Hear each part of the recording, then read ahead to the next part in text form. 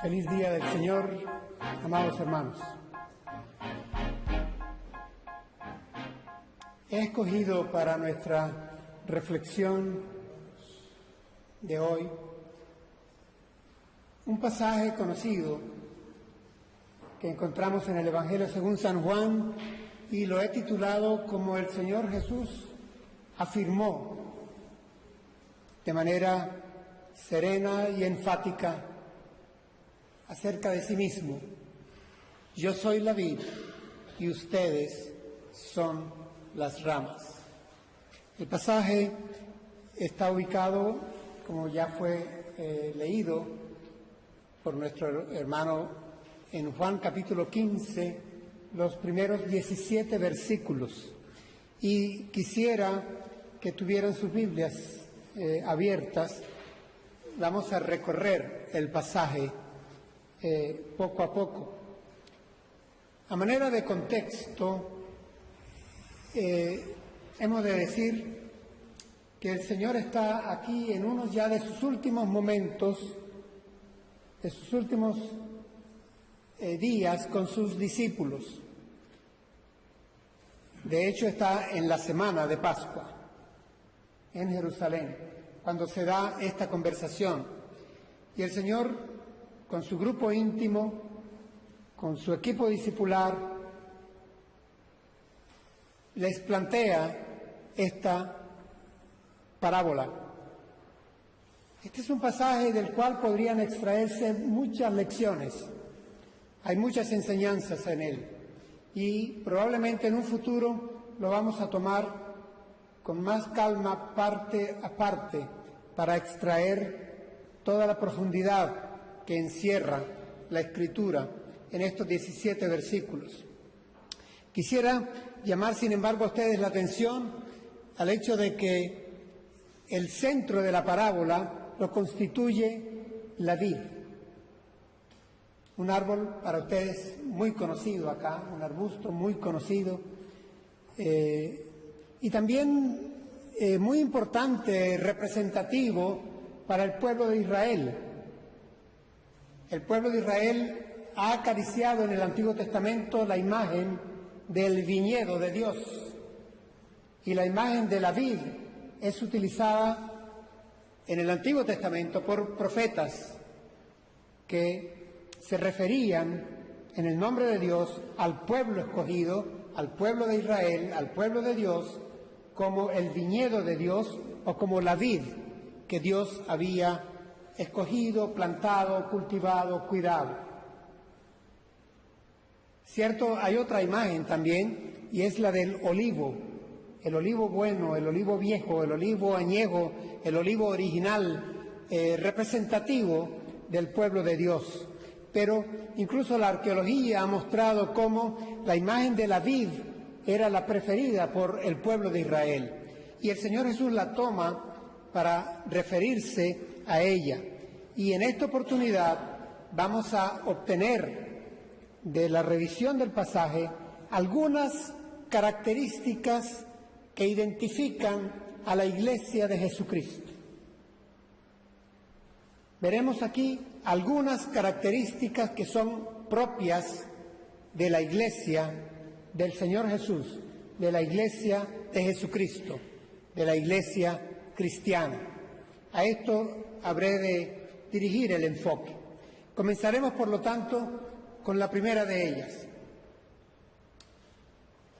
En el versículo 16 de nuestro texto, el Señor le dice a sus discípulos: ustedes no me escogieron a mí, sino que yo los he escogido a ustedes. Hermanos, es frecuente en nuestro lenguaje, en nuestras declaratorias evangélicas, decir: cuando yo decidí aceptar a Jesús, o cuando yo decidí seguir a Cristo, o cuando yo tomé la decisión en mi corazón. Y no es muy correcta esta afirmación. Desde el punto de vista escritural, la afirmación tiene un alto contenido inverso. El Señor lo dice acá: ustedes, vosotros, no me escogisteis a mí, sino que yo os escogí a vosotros. El verbo es un verbo un poco complicado de pronunciar para nosotros. En griego, el original dice eklegomai. Y esta palabra, este verbo griego, es selección divina, su traducción al español. Justamente esta elección que viene de Dios, esta selección divina, este eklegomai, es el mismo verbo que aparece en Primera de Tesalonicenses, y lo traigo a colación y quiero destacarlo porque en versión Reina Valera hasta el año 60, en Primera de Tesalonicenses capítulo 1, encontramos que se refiere a vuestra elección, dice Reina Valera. Y se ha permitido que hayan discursos, sermones y doctrinas y enseñanzas en las cuales pareciera que los tesalonicenses tuvieron la elección, vuestra elección. Y no es así. Reina Valera ya para su traducción del 90 cambia. Y de hecho pone que la elección ha venido de Dios. Justamente con el mismo verbo. En ese momento está conjugado de manera que dice eklogué. Pero es el mismo eklegomai de Primera de Tesalonicenses, eklogué. Es decir, ratifico lo de nuestro sermón anterior. El apóstol Pablo le decía a los tesalonicenses: ustedes han sido escogidos por Dios, no tengan duda de ello. Como les dije en aquella oportunidad, no quiero que el mensaje se quedara en Tesalónica y no quiero que el de hoy se quede en Jerusalén. Hermanos, demos gracias a Dios, a los que aquí estamos congregados en Amposta, los que nos hemos congregado en la mañana en Vinaroz, estos hermanos que se congregan en público o a escondidas hoy en día alrededor del mundo, estos hermanos nuestros en la fe, los que formamos la Iglesia Universal, hemos sido escogidos por Dios. Y démosle gracias, porque no es por mérito propio.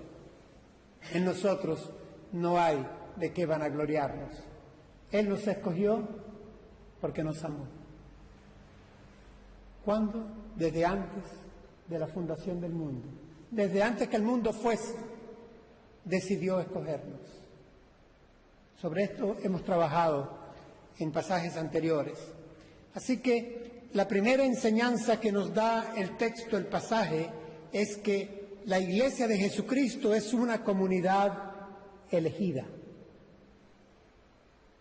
Es una comunidad elegida. No me elegisteis vosotros a mí, yo os he elegido a vosotros. Primera característica propia de la identidad de la Iglesia de Jesucristo: la Iglesia de Jesucristo está integrada por elegidos, pecadores arrepentidos. Pero es una comunidad elegida. En Juan capítulo 17, el versículo 6, en esta oración muy sentida del Señor, Él dice: a los que tú, oh Padre, escogiste para dármelos.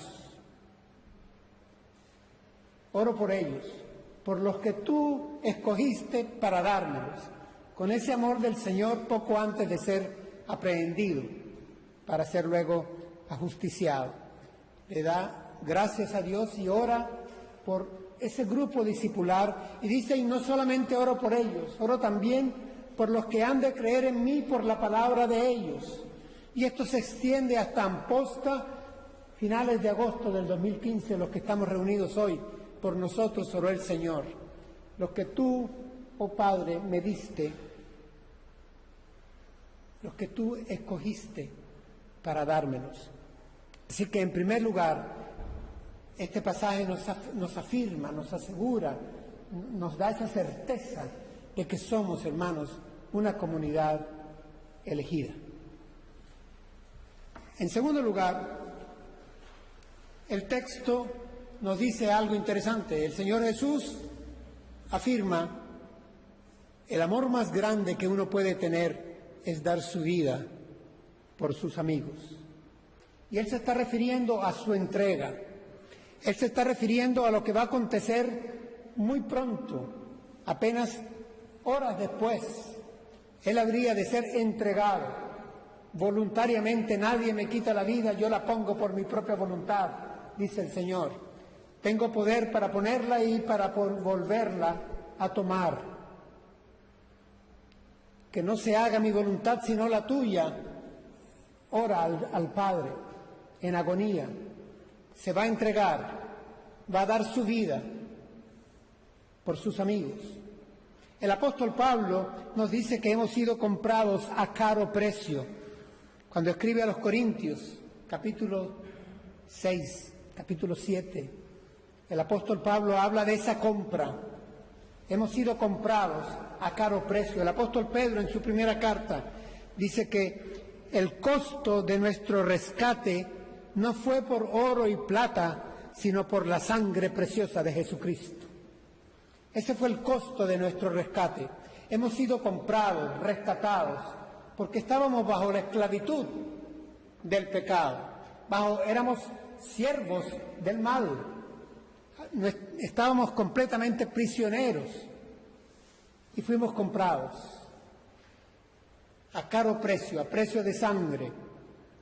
Así que la Iglesia de Jesucristo, nosotros, hermanos, además de ser elegidos, hemos sido comprados y somos una comunidad comprada. A alto precio, a caro precio.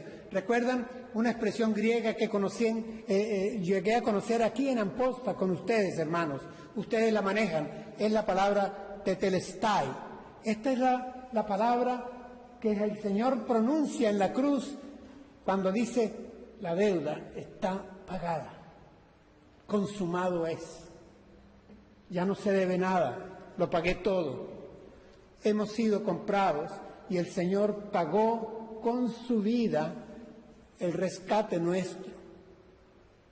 Esto debe conmovernos y movernos a la gratitud y a la respuesta obediente, a la respuesta de amor. Nosotros, hermanos, le amamos a Él porque Él nos amó primero. Cuando éramos aún pecadores, Cristo murió por nosotros, comprados a caro precio. Qué bonito saberme que tengo un Señor que me amó cuando yo no merecía su amor y que dio su vida por mí para rescatarme. Pagó la deuda completa, consumado está. El término es financiero. El término es el que se ponía en los tratados de compraventa. Cancelado está, la venta está totalmente pagada, está comprada. Hemos sido comprados a caro precio. Somos, por lo tanto, una comunidad comprada. Vamos a la tercera característica que está en este pasaje. El Señor lo afirma en 2 versículos, pero en uno de ellos lo precisa más. En el versículo 1 dice: yo soy la vid, pero en el versículo 5 dice: yo soy la vid y vosotros sois los pámpanos. Yo soy la vid y ustedes son las ramas. La figura de la vid queda, por lo tanto, dibujada tal como ustedes la conocen en sus tierras acá. Yo disfruto, ustedes no saben cuánto, al ir por las carreteras de acá, de Cataluña, de Valencia, las que conozco, y ver los plantíos de olivos y de vides. Y sé que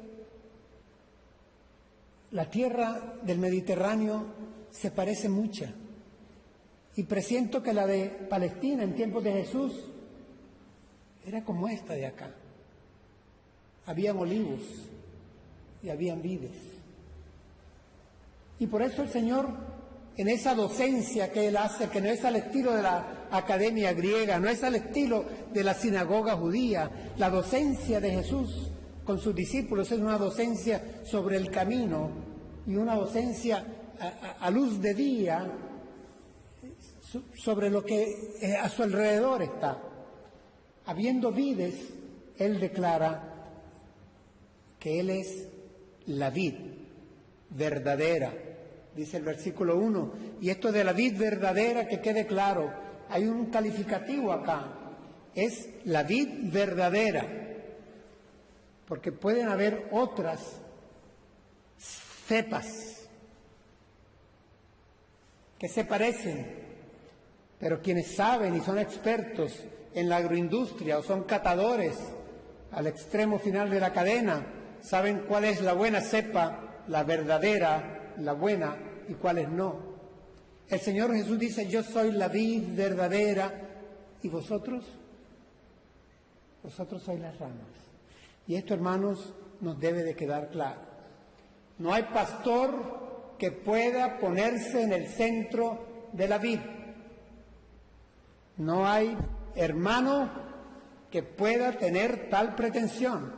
El centro de la vid es Él, el Señor Jesucristo, y nosotros somos las ramas. De manera tal que la relación entre nosotros, inclusive, tiene que pasar por el centro. Cada rama tiene que estar vinculada al centro, que es Jesús mismo, para llegar a la otra rama. De lo contrario, altera la figura de la vid, del arbusto. Hermanos, a veces encontramos congregaciones de donde rama con rama se establecen las relaciones y olvidan al centro que es Jesús. Y dejan de ser cristocéntricas y terminan siendo una enredadera o un enredo total. Es decir, la vid es cristocéntrica porque Jesús dijo: yo soy la vid y ustedes son ramas. Ustedes no son el tronco soy yo, dice el Señor. Yo soy el que está aquí en el centro. Ustedes tienen que vincularse conmigo, y al vincularse conmigo, Él dice: estén unidos a mí, así como yo estoy unidos a ustedes. Es decir, la unión tuya y la mía tiene que ser en primer lugar directamente con el Señor Jesucristo. No es con el consejo de ancianos, no es con el pastor, ni con quien tenga pretensiones de apóstol, de profeta o de iluminado. No, Señor. Cada uno de nosotros, vínculo directo con Jesús, el Cristo, que murió por ti y por mí. Vínculo directo. Así que somos una comunidad cristocéntrica, una comunidad elegida, una comunidad comprada, una comunidad cristocéntrica. Y eso es grande. Nuestro centro es Cristo. Continuamos. El Señor dice en este pasaje, utiliza, por cierto, 11 veces el verbo permanecer. 11 veces utiliza el verbo permanecer. Ese verbo es meno en griego. Y significa quedarse después de la sacudida. Es decir, después que sople fuerte el viento o después de que alguien sacuda la vid, la rama que quede, esa es. Estamos siendo llamados a permanecer, a quedarnos a pesar de las sacudidas. Porque en la vida tenemos sacudidas, en el mundo tendréis aflicción, a la vuelta del camino, en cualquier recodo tenemos un problema. Un día predicaremos sobre aquella imagen tan bonita, aquella parábola, cuando el Señor presenta quien construyó su casa sobre la roca y quien construyó su casa sobre la arena. Luego vinieron las mismas cosas para ambos. ¿Y cuáles fueron las que vinieron? Vinieron lluvias, vinieron vientos, vinieron tormentas. Los resultados fueron distintos.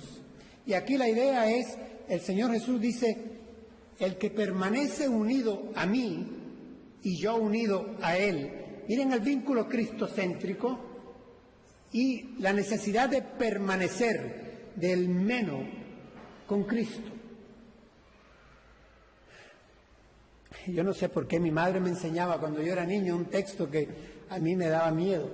Y decía el texto: aunque mi padre y mi madre me dejaren, Jehová con todo me recogerá. No sé ni siquiera dónde, no lo ubico en este momento en la Escritura.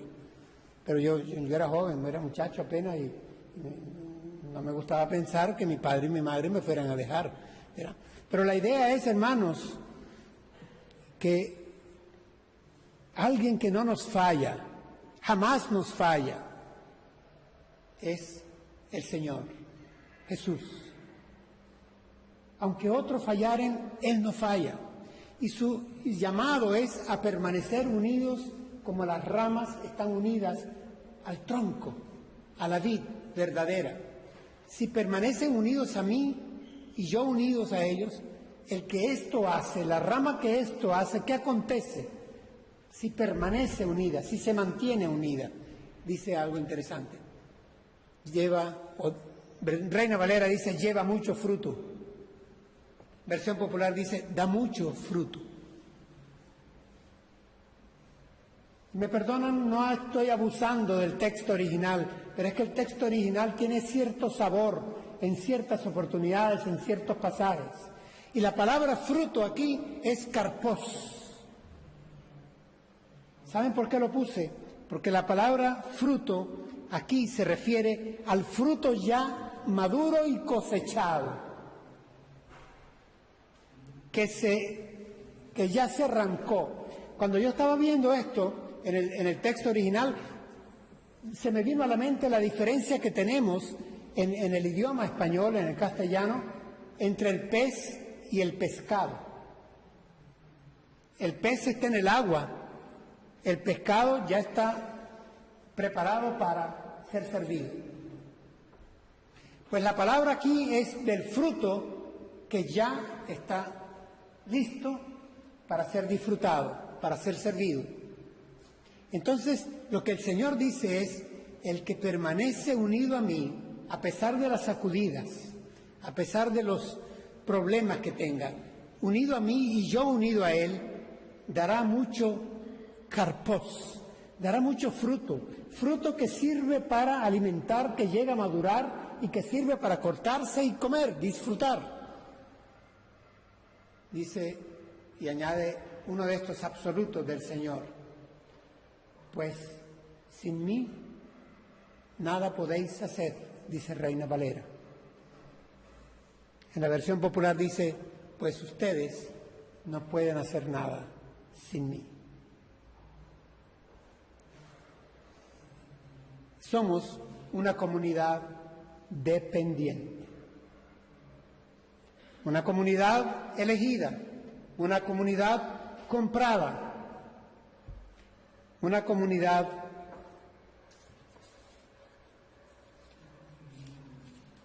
dependiente,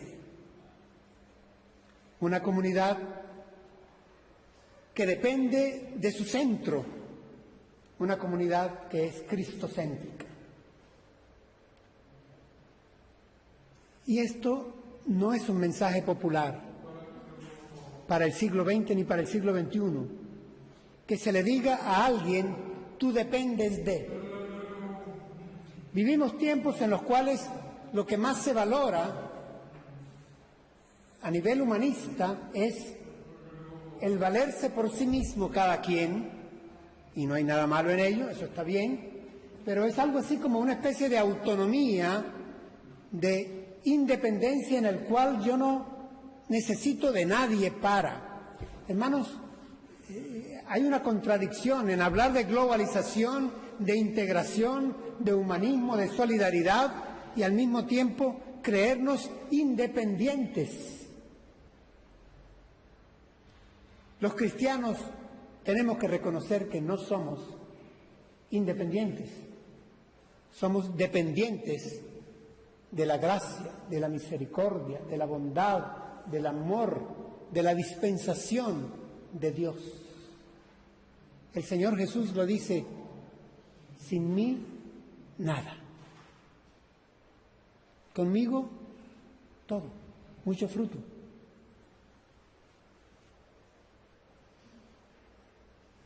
Dani, me pasaste hace poco un fragmento de este teólogo Thomas Watson, en donde él advierte que un siglo XX en el cual se termine predicando un evangelio carente de, fácil, en el cual no dependamos del Espíritu Santo de Dios, de Cristo Jesús y de la benevolencia del Padre, es peligrosísimo.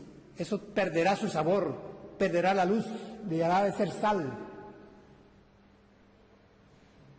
Somos dependientes, lo confesamos, sí, somos dependientes, pero dependemos de Dios. Él es nuestro Padre Celestial. Ni una hoja cae a tierra sin que Él lo sepa, ni un pajarillo de esos que valen nada en el mercado cae a tierra sin que Él lo permita. Y nosotros valemos mucho más que las aves. Así que confiemos, tenemos un Padre amante, podemos depender de Él.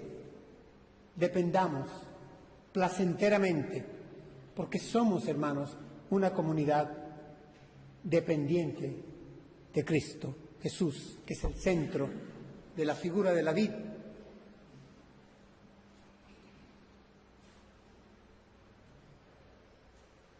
Luego, en el texto encontramos en los versículos 7, 10, 14 y 17, dice, si permanecen fieles a mis enseñanzas, pidan lo que quieran y se les dará. Si obedecen a mis mandamientos, permanecerán en mi amor. Yo les advertí que la palabra permanecer estaba 11 veces en 17 versículos. Importante tiene que ser. Y la palabra fruto a la que nos referimos, la palabra karpos, aparece 7 veces. Sobre ese fruto vamos a revisar en la próxima lámina, en el próximo texto, porque es importante. Si aparece 7 veces el fruto, tenemos que tener claro cuál es el fruto que vamos a dar al estar unidos a Cristo. En esta oportunidad se nos habla de que seamos fieles, de que seamos obedientes, ¿a qué? A sus enseñanzas, a la palabra de Dios. El Señor Jesús dijo en esos mismos días, ustedes son mis amigos si hacen lo que yo les mando. Es decir, la obediencia, hermanos, está como un rasgo de identidad en la Iglesia de Jesucristo. Y el llamado para nosotros también esta tarde es que recordemos que somos una comunidad obediente. Una comunidad dependiente, sí, y una comunidad obediente también. Tenemos que obedecer. Por nuestro propio bien. Y obedecer a pesar de las sacudidas. Si permanecen fieles, si obedecen a mis mandamientos, permanecerán en mi amor. Permanecer, eso de permanecer es importante. Mantenernos a pesar de. Esta mañana lo decía en nuestra iglesia en Vinaroz, cómo me gusta ver las caras, las canas, los años que han transcurrido 30 y 40 y 50 años. Y en estos sitios de Vinaroz y de Amposta hay hermanos que se han mantenido fieles, unidos, pegados a la vid. Han permanecido fieles. Y eso es bello. Siendo pocos, a veces siendo menos, a veces siendo más. Pero ahí se mantienen y pasan los años y siguen fieles. Se permanecen unidos al centro.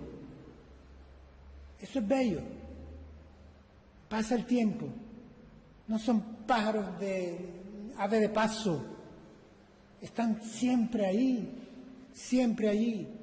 Permanecer fieles, permanecer unidos.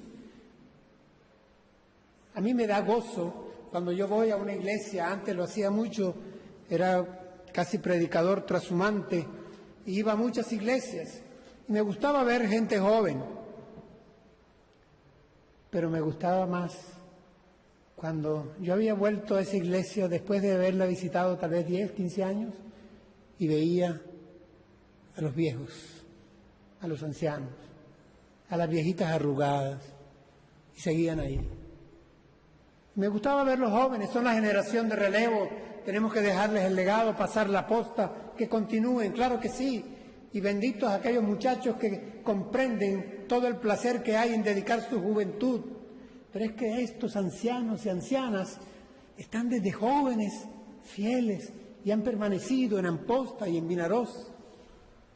Y han permanecido a pesar de, con todas las sacudidas, y siguen allí, siguen allí. Una comunidad obediente. Continuemos.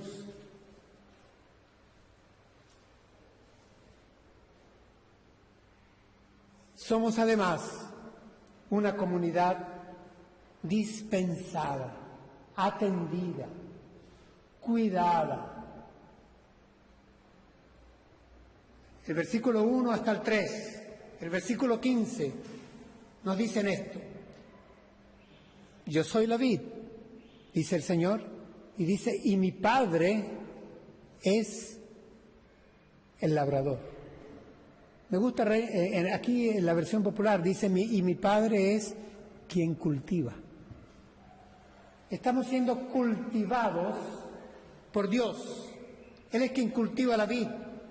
El Señor dice, ustedes ya están limpios por las palabras que les he dicho. La palabra de Dios, hermanos, la palabra de Dios nos limpia a nosotros. Es luz en nuestro camino. Nos dice cómo andar, dónde andar. Los mandamientos de la ley de Dios son santos. Son buenos para nosotros.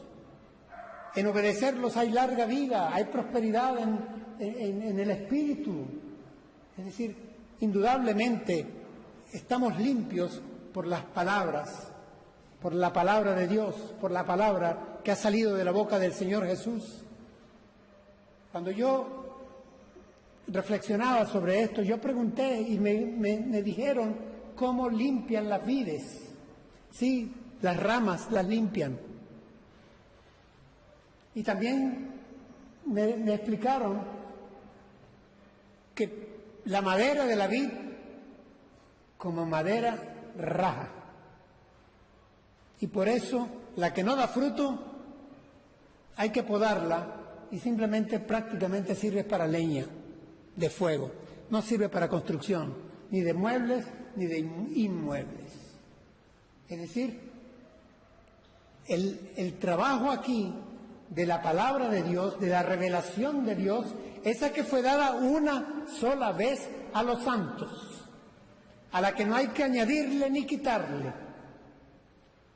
La palabra de Dios nos ha limpiado, nos limpia, nos guarda, nos cuida, nos conduce, nos endereza el camino. ¿El Espíritu Santo quién es? Quien ha revelado lo que había en el corazón de Dios a través de la palabra escrita. El Espíritu Santo está en nosotros y cuando leemos la palabra nos ilumina para que esa palabra pase de tinta a carne otra vez. Pase de ser palabra escrita a ser vida, que se traduce en hechos. Dice, ustedes ya están limpios por las palabras que les he dicho, dice el Señor. Les he dado a conocer todo lo que mi Padre me ha dicho. Es decir, les he dado a conocer la voluntad de Dios. Esa voluntad que el apóstol Pablo luego llamaría una voluntad agradable, que hace lo que Dios quiere, agradable a Dios y que por eso es perfecta. Por eso cuando establecemos sintonía en el dial de Dios, nos encontramos bien.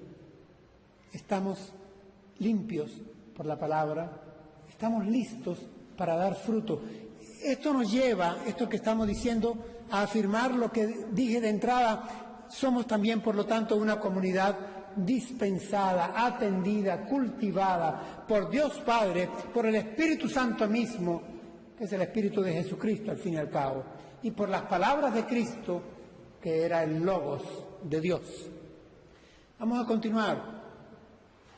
Luego, quiero referirles al final, para no extendernos demasiado. Dice el Señor, yo los amo a ustedes,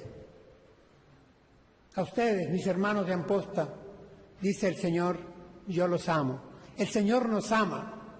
Qué bonito, qué bueno, cuán agradable es, cuán reconfortante es sabernos amados por el Señor Jesús. Y dice de qué manera nos ama. Dice, yo los amo a ustedes, hermanos de la Iglesia Bautista de Amposta, yo los amo a ustedes como el Padre me ama a mí. ¿Quieren medida? Ahí la tienen. Por eso Él ya ha dicho, no hay mayor amor que este, de dar su vida por los que uno quiere. Entonces, esto pues les mando, que se amen los unos a los otros. Que el amor reine, como decía en su plegaria, en su oración nuestra hermana Mari Carmen, que el amor reine en nosotros, que abunde ese amor fraternal, ese amor de Dios, ese amor a pesar de, ese amor agape, que reine. Y ese es el fruto al que se ha referido todo el tiempo la parábola. El fruto es el amor. Hemos de repetirlo. Y el fruto del Espíritu es amor, paciencia, paz. Y ahí se va. Pero comienza con el amor. El fruto del Espíritu es amor, amor, amor. Que ese amor se sienta. No es un amor fabricado, prefabricado, obligado. Es un amor que sale. Porque el Espíritu Santo da amor, así como la vid da uvas y el olivo da olivas. El amor de Dios. Así que somos también una comunidad amante. Una comunidad amante. El Señor Jesús fue así, amante. En una oportunidad lo vieron llorar y los judíos dijeron, quienes lo vieron llorar, miren cuánto amaba a su amigo. Señor, tu amigo, el que amas, está enfermo. ¿Recuerdan? Y en este mismo Evangelio dice que habiendo amado a los suyos, los amó hasta el fin. Y hasta el fin es bebiéndose la copa hasta el final. Así nos amó Él. Y entonces Él nos dice, así como yo les amo a ustedes, ámense entre ustedes también. Que en nosotros, hermanos, haya ese amor todo el tiempo. Si no, la verdad sin amor es dura y fría. Y el amor sin verdad es alcahueta y mentiroso. Pero cuando hay verdad y amor en una congregación, en una iglesia, ¿quién detiene eso? ¿Quién? Ahí abunda salvación y vida eterna, cuando está el amor y la verdad. Y les prometo un sermón, porque se nos dice en la Escritura que el Hijo de Dios se hizo carne y vimos su gloria, y les predicaré sobre algo que late, anda alrededor, lleno de gracia y de verdad. La combinación de la gracia y la verdad. Sobre esto les prometo predicación en un futuro cercano. Pero hermanos, hoy resumamos cuáles son las características que en este pasaje podemos tomar. Hay otras más en otros pasajes. Por favor, jamás hemos agotado el tema. Pero la Iglesia de Jesucristo somos. La Iglesia de Jesucristo somos una comunidad elegida, una comunidad comprada, una comunidad cristocéntrica, una comunidad dependiente, una comunidad obediente, una comunidad dispensada, una comunidad amante. La palabra amor en este pasaje aparece 8 veces. Así como abunda esa palabra, que permanezcamos en su amor, que que permanezca el amor del Señor entre nosotros, en nuestra congregación, en nuestras casas, en nuestros corazones. Él es la vid, nosotros las ramas. Y el fruto es el amor. Permanezcamos unidos a Él. Oremos.